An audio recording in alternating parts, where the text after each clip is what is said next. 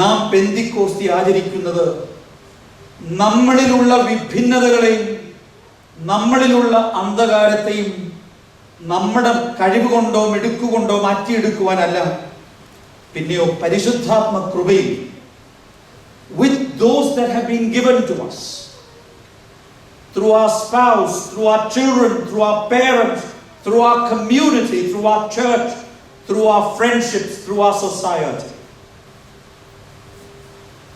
We should be able to live together.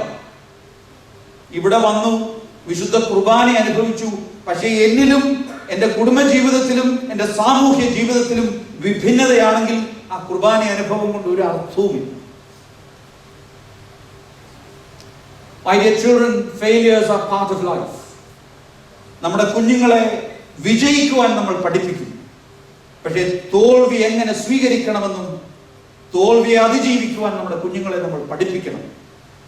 Our life will always have failures, rejections, tragedies, pains and losses. But we are a people of hope. പ്രത്യാശയുടെ ജനമാണ്. നമുക്ക് എന്ത് വന്നാലും we have a God who is greater than all the greatest tragedies of our lives. Even the darkest darkness of our lives are not dark enough to cover our God. അത് നാം മറന്നു പോകരുത്.